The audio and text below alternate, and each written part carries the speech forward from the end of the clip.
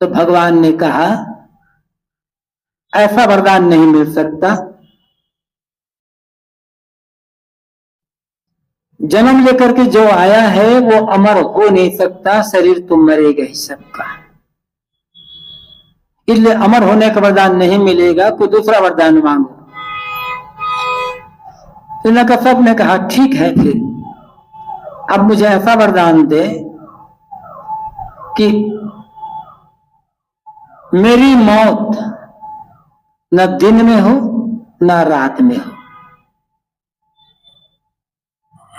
न घर के भीतर हो न घर के बाहर हो,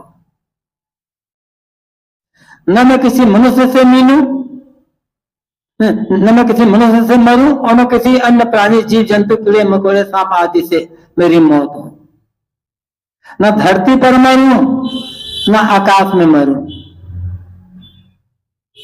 और किसी औजार से भी मेरी मौत न हो।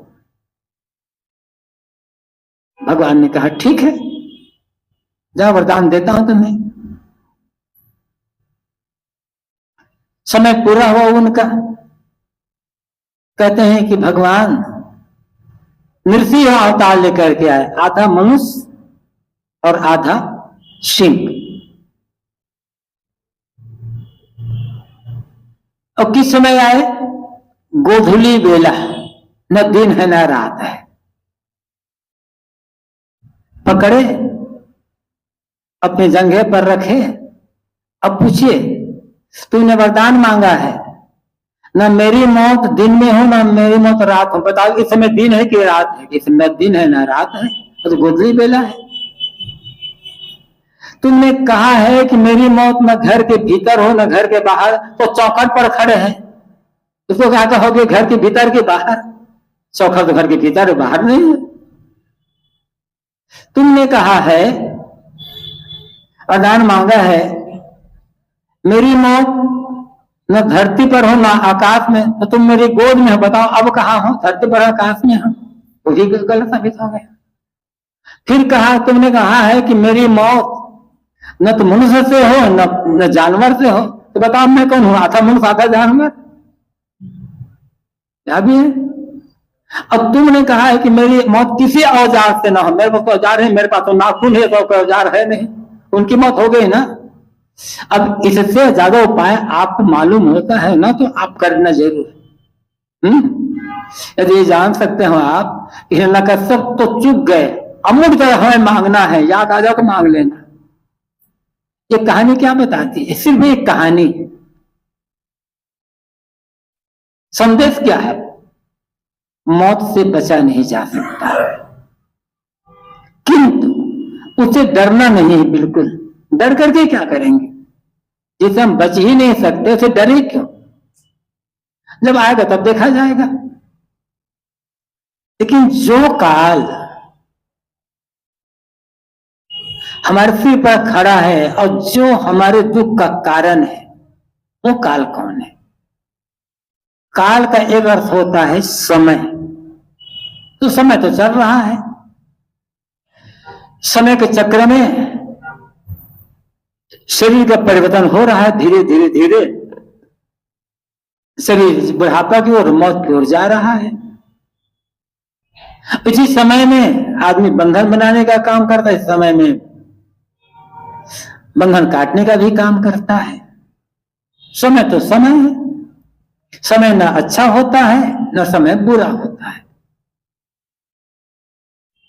हमारा लाभ हो गया हम कहते हैं अच्छा समय है, हमारा घाटा हो गया हम कहते हैं बुरा समय है। समय समय है। अच्छा समय वह मानना चाहिए जब हमारा मन शांत हो, प्रसन्न हो, मन में कोई गलत ख्याल ना हो, गलत भावना ना हो, कोई चिंता ना हो, कोई तनाव ना हो, कोई पीड़ा ना हो। समझ लेना ये मेरे जीवन का सबसे अच्छा पल है, अच्छा समय है। और ऐसा मन हमें बनाना होगा, अब अपने अपने बनेगा। सबका मन तो दुख रहा है ना, सबका मन दुख रहा है। सबका मन फोड़ा बना हुआ है, अब फोड़ा बराबर पीड़ा उठ रही है। जिस समय में हमारे मन में दूसरों के लिए गलत ख्याल आ जाए, गलत भाव आ जाए, क्रोध आ जाए, लोभ आ जाए, ईर्ष्या आ जाए, द्वेष आ जाए, चिंता तनाव आ जाए, समझ लेना वो हमारे लिए खराब समय है। और ये हम नहीं बनाए उसको, तो समय है, वो तो हमारा कोई बिगाड़ होने वाला नहीं। लेकिन जो काल आदमी को निरंतर पीड़ित कर रहा है, जो आदमी के लिए सचमुच काल बन गए, वो क्या है? अज्ञान। मन के विकार, मन की गंदगी, ये काल है। अज्ञान को हम दूर कर ले, सच्चा ज्ञान पा करके, विवेक जागृत करके, तो बाहर संसार में सारी गतिविधि होगी, घाटा होगा, मुनाफा होगा, निंदा होगी, प्रशंसा होगी, संयोग वियोग होगा, अनुकूलता प्रतिकूलता होगी, लेकिन मन का दुख मिट जाएगा। सारे दुखों का कारण अज्ञान है। अज्ञान के कारण से ही आदमी गलत बोलता है, गलत सुनता है, गलत देखता है, गलत खाता पीता है, गलत बात व्यवहार करता है, लड़ाई झगड़ा करता है, नशा दुर्व्यसन का सेवन करता है। जितनी भी बुराइयां है, सबके मूल में है अज्ञान। और यही अज्ञान ही मुख्य काल है जो सबको मारा, सबको परेशान कर रहा है। दुख का एकमात्र कारण है अज्ञान। इसी अज्ञान को दूर करने के लिए तो ज्ञान की आवश्यकता होती है। इसी अज्ञान को दूर करने के लिए सत्संग की आवश्यकता होती है। दुनिया भर के सभी मत पंथ संप्रदाय में अनेक प्रकार की जो कथा होती है, प्रवचन होता है, सत्संग होता है, इस सब का मूल उद्देश्य क्या है? जिस किसी प्रकार आदमी के मन का अज्ञान दूर हो। किंतु हमें तो अपने अज्ञान का ही पता नहीं है। अपने अज्ञान को, अपनी कमी को समझ लेना बहुत बड़ी बात है।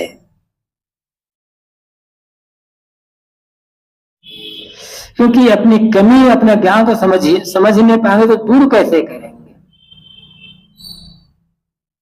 हर आदमी को तो अहंकार है ज्ञानी होने का। मैं बड़ा ज्ञानी हूं, मैं बड़ा विद्वान हूं। कोई अपने को अज्ञानी नहीं मानता है। और सचमुच का ज्ञानी कौन है? चाहे कोई साधु हो, चाहे कोई गृहस्थ हो, जवान हो, बूढ़ा हो, कोई भी हो, ज्ञानी कौन है? जिसके मन का दुख मिट गया, जो दुखी नहीं होता है, जिसके मन में किसी बात को लेकर पीड़ा नहीं होती, वह ज्ञानी है। भले वो उसे पढ़ना लिखना ना आता हो, पढ़ने लिखने से विद्वता आती है, बुद्धि का थोड़ा विकास होता है, जानकारियां बढ़ती है, लेकिन पढ़ने लिखने मात्र से या कहने सुनने मात्र से हमारा दुख दूर नहीं होता है। अच्छी अच्छी बातें तो हर कोई जानता है, अच्छी बातें क्या करना चाहिए, क्या नहीं करना चाहिए, हर कोई जानता है। फिर भी जो करना चाहिए उसे आदमी नहीं कर पाता है, और जो नहीं करना चाहिए उसे बराबर करता रहता है। दुख का कारण यही है। तो अपने को ज्ञानी मान लेना बड़ा सरल है। ज्ञानी होना कठिन है। और जिस दिन मन की स्थिति ऐसी बने कि मन में दुख का अनुभव ना हो। जब बड़ी से बड़ी घटना घट जाए फिर भी दुख का अनुभव ना हो, समझ लेना होगा कि हाँ, अब मेरे जीवन में ज्ञान का प्रकाश आया, ज्ञान हुआ है मुझे। और जब तक दुख का अनुभव हो रहा है तब तक समझना होगा कि अज्ञान है। दुख सदैव अज्ञान में होता है। कोई कितना बड़ा गुरु हो, कितना बड़ा प्रवक्ता हो, कितना बड़ा कथावाचक हो, लाखों लाखों की भीड़ जिसके प्रवचन में होती हो, और वो दुखी होता है, समझ लो कथा कहना आता है उसे, विद्वान है, शास्त्रों का ज्ञान है, लेकिन वो ज्ञानी नहीं है, जानकारी उसके पास है। और जानकारी को हम लोगों ने ज्ञान मान लिया है। जानकार आदमी दुखी हो सकता है, ज्ञानी दुखी नहीं होगा। तो जो काल, साबित कहते हैं काल खड़ा सिर ऊपरे, तुम्हारे सिर के ऊपर काल खड़ा है, और काल आदमी के मन को निरंतर निरंतर कमजोर बना रहा है। समय का जो चक्र है हमारे शरीर को कमजोर करता है, और अज्ञान मन को कमजोर करता है। शरीर तो रोज रोज कमजोर ही होता जा रहा है। कितना भी हम ये खाएं वो खाएं बलवान बनने के लिए, लेकिन रोज रोज शरीर तो कमजोर ही होता, कमजोरी की ओर ही जा रहा है। और तमाम भस्म और रसायन और प्रास खाने के बाद भी अंत में बुढ़ापा आएगा, रोका नहीं जा सकता। तो बाहर समय रूपी काल हमारे शरीर को कमजोर बना रहा है, इनसे क्षीण करता जा रहा है। और भीतर अज्ञान रूपी जो काल है ये हमारे मन को कमजोर बना रहा है। शरीर के कमजोर होने से आदमी दुखी नहीं होता, आदमी दुखी होता है मन के कमजोर होने से। शरीर भले दुबला पतला हो, शरीर भले कमजोर हो, मन को कमजोर ना होने दे। और मन बलवान कब बनेगा? जब सही ज्ञान होगा तब, क्योंकि सही ज्ञान हो जाने पर अज्ञान मिट जाता है। तो साहब पहली सावधानी बताते हैं, काल खड़ा सिर ऊपरे। ध्यान दे करके सुनो कि तुम्हारे सिर ऊपर काल खड़ा हुआ है, अज्ञान तुम्हें ठोकर पर ठोकर मार रहा है। ते जाग बिराने मीत, बिराने का मीत बना आदमी, तो जाग जा। बिराना पराया, पराया दो ढंग से होता है आदमी। एक तो दूसरे की वस्तुओं को अपना मान लेना, तो दंड तो भुगतना पड़ेगा। और एक पराया होना क्या है? जैसे कोई आदमी महा उद्दंड, दुराचारी, दुर्व्यसनी, काम धाम कुछ नहीं करता, दिन भर घूमता रहता है, और घर वालों से जबरदस्ती पैसा मांग मांग करके नशा दुर्व्यसन में उड़ाता रहता है, उल्टा सीधा काम करता रहता है। एक दिन वह आदमी अपने ही घर के लोगों में पराया बन जाता है, बिराना बन गया। घर वाले भी उसकी परवाह करना छोड़ देता है, वो खाया कि नहीं खाया, क्या करता है, जाने दो, कोई चिंता नहीं करता है, रहता है अपने घर में, लेकिन घर के लोगों के लिए बिराना जैसा हो गया। किस लिए? अपने गलत स्वभाव, गलत आचरण के कारण। ऐसे आदमी की न घर में प्रतिष्ठा होती है, न समाज में प्रतिष्ठा होती है, न अंदर आत्म प्रतिष्ठा हो पाती है। और जो आदमी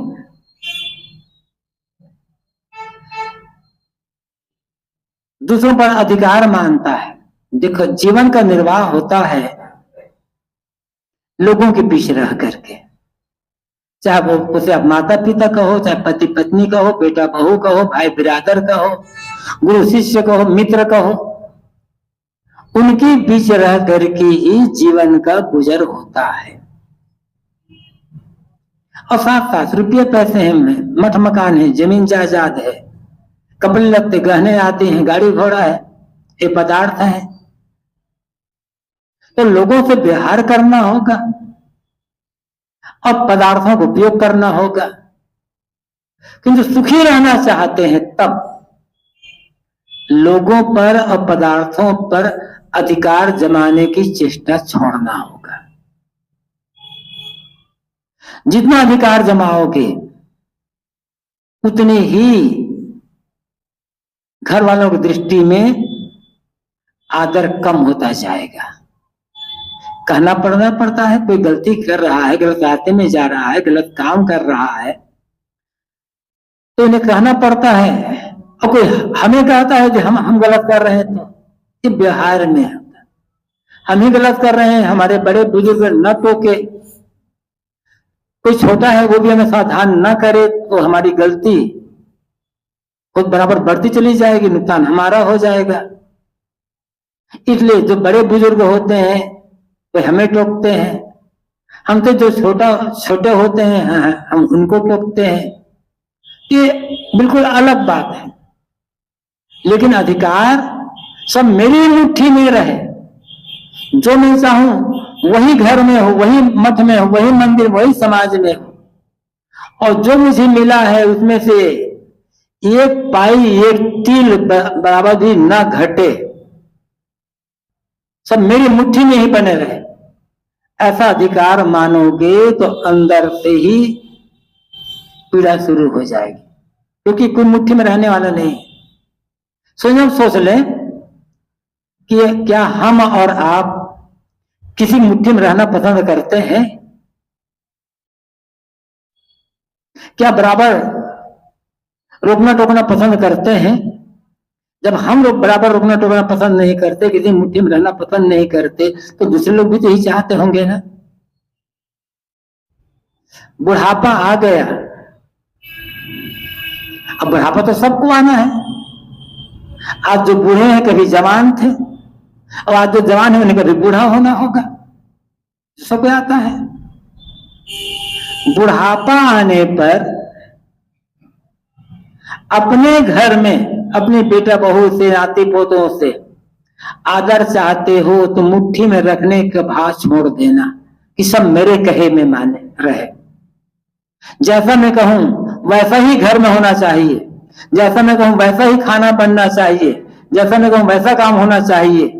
बराबर सा सोचोगे ना तो एक दिन आपको पूछना बंद कर देगा,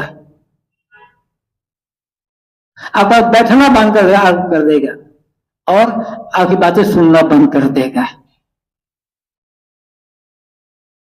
समय समय से राय दे दो, कब बेटा बहू है कोई है उनसे कि बेटा मैं सोचता हूं इस काम को ऐसा कर लेना चाहिए, या अमुक समय ऐसा काम करना चाहिए, राय दे दो बस। अब मानना ना मानना उनकी मर्जी है। नहीं मानेंगे, काम अच्छा, राय आपकी अच्छी है तो घाटा उन्हें होगा। आपको तो जब तक जीवन है तब तक भरपेट खाना मिलेगा, इतना विश्वास रखें। तो अधिकार में रखने की भावना ये बहुत गलत होता है। लोगों को छूट देनी होती है। हाँ, बराबर गलती कर रहा है तो टोकना होगा, पहले कह दिया गया है। साहब कहते हैं तुम बिरानी का मीत बन गए हो, जो चीज तुम्हारी नहीं है उनको तुम अधिकार में रखना चाहते हो। सोचो क्या अधिकार हमारा है, सब तो छूटते चले जा रहे हैं ना। इसलिए प्रयोग करें, सेवा करें, व्यवस्था करें, अधिकार और अहंकार का भाव छोड़ दें। तो जागो, जागने का मतलब क्या है? होश में आना। जो जो उम्र बढ़ती जाए कहो या घटती जाए कहो।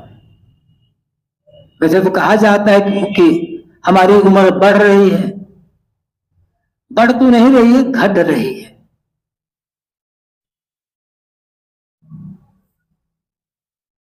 कोई आदमी हुआ, कोई आदमी कहता है हमारा बेटा 10 साल बड़ा हो गया। 10 साल बड़ा तो नहीं हुआ, 10 कहने देखने 10 साल तो बड़ा हुआ, लेकिन हकीकत क्या 10 साल छोटा हो गया। जितना जीना था उसमें 10 साल कम हो गया ना, ऐसा तो इसलिए घटा भी। तो जितनी जितनी उम्र बढ़ती जाए या घटती जाए, जो भी कह लो, उतना उतना दुनिया का आकर्षण घटता जाए, लोग मोह घटते जाए, मन का कला घटता जाए, ज्ञान का प्रकाश अंदर होता चला जाए। ये जागना होता है। जागने का मतलब साहब ने तो भी कहा है, कबीर साहब ने पद में, जागने का अर्थ होता है भागना।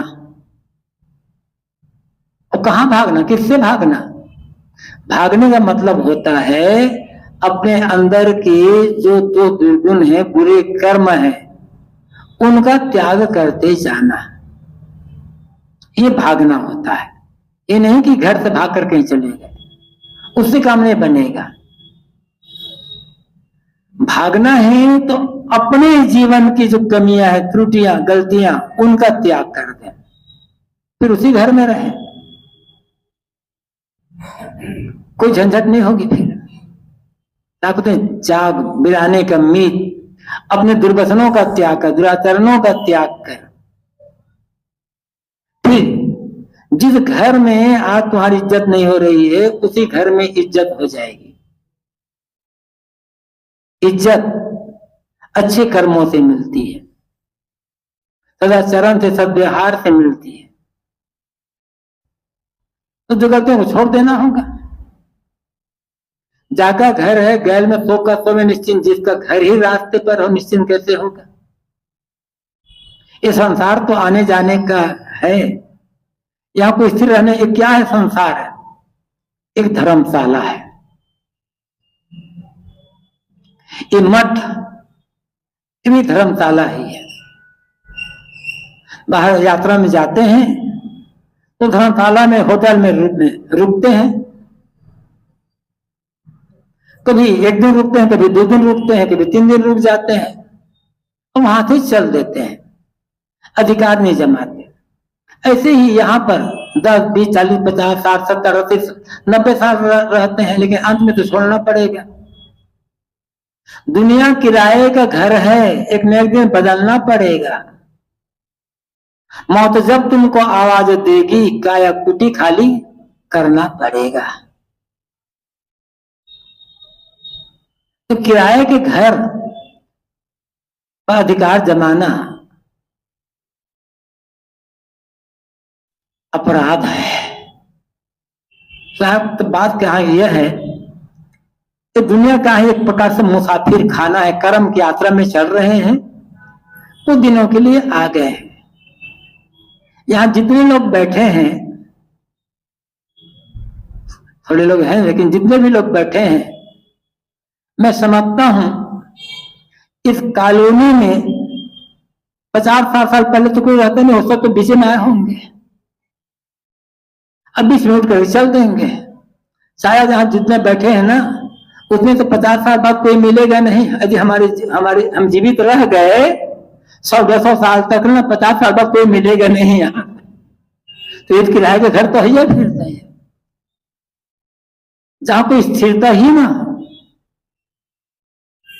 एक कहानी का याद आ गई, कहकर अपनी बात समाप्त करता हूं। कहते हैं कि कबीर साहब घूमते घामते बलक बुखारे देश में पहुंच गए। शाम का समय था। वहां के राजा का महल था, राजमहल।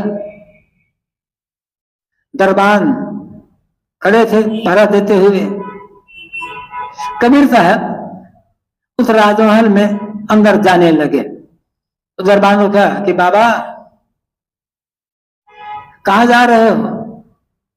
कबीर साहब ने कहा कि बेटा सोचता हूं कि इस मुसाफिर खाना में रात भर विश्राम कर लूं।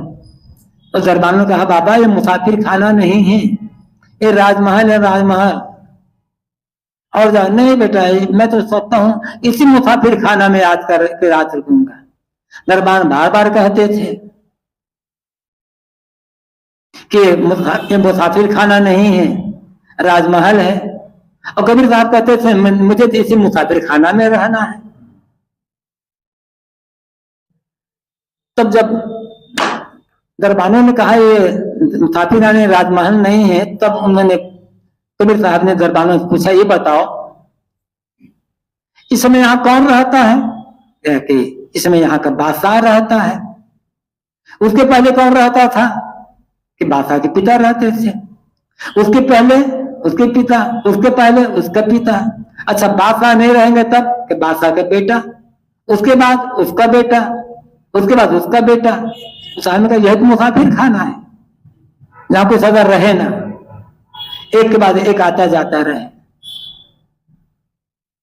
कहते हैं दरबान और कबीर साहब की वार्ता बादशाह अपने राजभवन के छत पर टहलते हुए सुन रहे थे। जब सारी बातें सुनी तो लगा उन्हें कि कोई पहुंचा हुआ फकीर है। दरबानों का आदर देकर उन्हें बुलाया, आदर सम्मान किया। फिर जब पता चला कि कबीर साहब हैं तो एकदम गदगद हो गए। और कहा यह जाता है कि अंत में वो बादशाह अपना राज अपनी राजगद्दी अपने बेटे को सौंप करके फकीर साधु बन गए। एक भजन में आता है सुल्ताना पलक बुखारे था, तब तो खाते लुकमा, अब तो मिश्री का अंचुआरे था, अब तो रूखा सूखा पीका, इस ढंग से कहा जाता है। तो ये दुनिया है मुसाफिर खाना। यहां आ गए हैं, बेभान होकर के सो मत। आप कहते हैं अज्ञान की नींद में, मोह की नींद में, अविद्यक नींद में बेभान होकर के सो मत जाओ। जो करना है सावधानी पूर्वक करो, सोच विचार करके करो, होश हवास में करो, ताकि करने के बाद पछताना ना पड़े। जो आदमी हर काम सोच विचार करके करता है उसे पछताना नहीं पड़ता है। भोजन ही करना है तो सोच विचार करके कर लो कि कितना उचित है कितना अनुचित है, अब कब क्या खाना चाहिए, तो पछताना नहीं पड़ेगा। तो कबीर साहब की साखी काल खड़ा फिर ऊपर जाग बेराने में, जाका घर है गैर में तो कबीर मैंने थोड़ी चर्चा की। यहीं पर अपने वाणियों को विराम देता हूँ और सबके लिए शुभकामनाएं व्यक्त करता हूँ। बोलिए सदगुरुदेव की जय।